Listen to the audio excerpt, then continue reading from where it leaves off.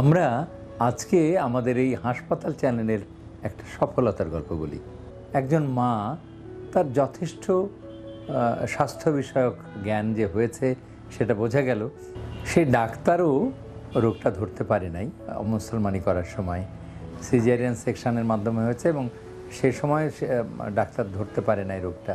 তখনই চেম্বারে মাকে স্যালুটও জানিয়েছে এবং বলেছি একজন মাই হলো প্রথম পেডিয়াট্রিশিয়ান। এটাই আমাদের বইয়ে লেখা থাকে।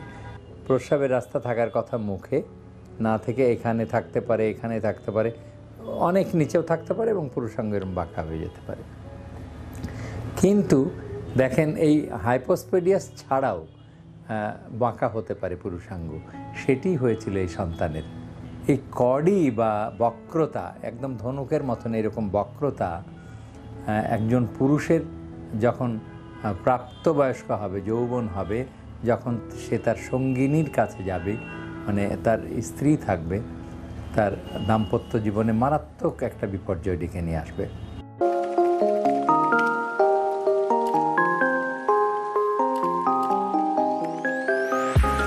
আমরা আজকে আমাদের এই হাসপাতাল চ্যানেলের একটা সফলতার গল্প বলি। গল্পটা ছোট্ট কিন্তু খুবই উল্লেখযোগ্য এবং বলা যায় যে অর্থময়। কারণ এই চ্যানেলের আমাদের এই স্বাস্থ্য সচেতনতার কথাগুলি শোনার পরে একজন মা তার যথেষ্ট স্বাস্থ্য বিষয়ক জ্ঞান যে হয়েছে সেটা বোঝা গেল। তার সন্তানের বয়স এখন প্রায় 4 বছর 3 মাস এরকম সম্ভবত বলল। মায়ের নামটাও আমার মনে আছে, মানে যুবতী মা, মানে প্রথম সন্তান। তো সে তার বাবা নিয়ে গিয়ে তার সুন্নতে খাতনা, যেটা আমরা বলি মুসলমানরা, সেটাও তার করানো হয়ে গেছে এবং সুন্নতি খাতনাটাও কিন্তু করেছে একজন ডক্টর।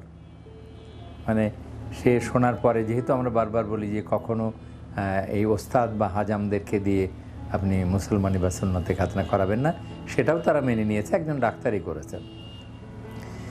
সেই ডাক্তারও রোগটা ধরতে পারে নাই মুসলমানি করার সময়। আবার সন্তানটা হয়েছে একটা হাসপাতালেই, সেখানে তো শিশু বিশেষজ্ঞ দেখে জন্মের সময়, কারণ সিজার করে হয়েছে, সিজারিয়ান সেকশনের মাধ্যমে হয়েছে এবং সে সময় ডাক্তার ধরতে পারে নাই রোগটা। পরবর্তীতে মুসলমানি বা সুন্নতি খাতনা করার সময়ও তার 4 বছর পরে এটা ধরতে পারে নাই। কিন্তু দেখেন একটা মা, সে ধরে ফেলেছে যে তার ছেলের পুরুষাঙ্গটা বাঁকা হয়ে যায়। এই বাঁকা হওয়াটাকে আমরা বলি ডাক্তারি ভাষায় কর্ডি। এই কর্ডি বা বক্রতা, একদম ধনুকের মতন এরকম বক্রতা একজন পুরুষের যখন প্রাপ্তবয়স্ক হবে, যৌবন হবে, যখন সে তার সঙ্গিনীর কাছে যাবে, মানে তার স্ত্রী থাকবে, তার দাম্পত্য জীবনে মারাত্মক একটা বিপর্যয় ডেকে নিয়ে আসবে। এটা আমরা বলেছি যে হাইপোস্পেডিয়াস নামের এক ধরনের জন্মগত ত্রুটি থাকে। সেই ত্রুটিটা হলো যে প্রস্রাবের রাস্তাটা মুখে না থেকে হয়তো প্রস্রাবের মানে পুরুষাঙ্গের নিচের দিকে থাকে, তো তখন পুরুষাঙ্গটা বাঁকা হয়ে যায়। প্রস্রাবের রাস্তা থাকার কথা মুখে না থেকে এখানে থাকতে পারে, এখানে থাকতে পারে, অনেক নিচেও থাকতে পারে এবং পুরুষাঙ্গ এরকম বাঁকা হয়ে যেতে পারে। কিন্তু দেখেন এই হাইপোস্পেডিয়াস ছাড়াও বাঁকা হতে পারে পুরুষাঙ্গ, সেটি হয়েছিল এই সন্তানের এবং সেই মা ধরে ফেলেছে যে তার সন্তানের পুরুষাঙ্গ বাঁকা। আমরা বলি কর্ডি উইদাউট হাইপোস্পেডিয়াস, সংক্ষেপে আমরা আরেকটা নামে ডাকি শর্ট ইউরেথ্রা সিনড্রোম। মানে প্রস্রাবের রাস্তাটা পুরুষাঙ্গের চাইতে ছোট হওয়ায় এটা বেঁকে যাচ্ছে। তাহলে এইটা আর একটা রোগ। এই রোগটা দেখেন আমাদের এই মা, এই যুবতী মা কখনো সে মেডিকেল সায়েন্স পড়ে নাই, কিন্তু আমাদের এই প্রচারণা শুনে, আমাদের এই স্বাস্থ্য বিষয়ক সচেতনতামূলক প্রবাহ, বাণী প্রবাহ শুনে এতটাই সচেতন হয়েছে, তার বাবাও বুঝতে পারে নাই, তার ডাক্তারও বুঝতে পারে না, কিন্তু একজন মা বুঝতে পেরে গেল যে তার সন্তানের ভবিষ্যৎ বিঘ্ন হতে পারে, দাম্পত্য জীবন বিঘ্নতা হতে পারে। কারণ পুরুষাঙ্গটা যখন শক্ত হয়, ছোটো বাচ্চা প্রস্রাব করার সময় সাধারণত শক্ত হয় বা ঘুমের মধ্যে অনেক সময় শক্ত হয়, তখন সে লক্ষ্য করেছে যে এরকম বাঁকা থাকে। আমার কাছে আসলো। আমরা এই প্রস্রাবের রাস্তাটাকে বড় করে দিতে পারি জোড়া দিয়ে। সবচেয়ে ভালো হয় যদি মুসলমানি না করানো হয়। মুসলমানি না করানো হলে ওই চামড়াটা ব্যবহার করে আমরা প্রস্রাবের রাস্তাটা জোড়া দিয়ে, মানে জোড়াতালি দিয়ে বড় করে দিতে পারি, এবং তখন প্রসঙ্গটা এরকম স্ট্রেইট হয়ে যাবে বা সোজা হয়ে যাবে।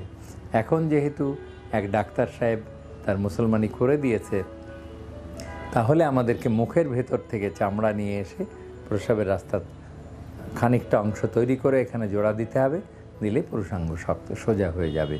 এই জন্যে তারা হয়তো সামনে যে কোনো দিন এসে ভর্তি হবে।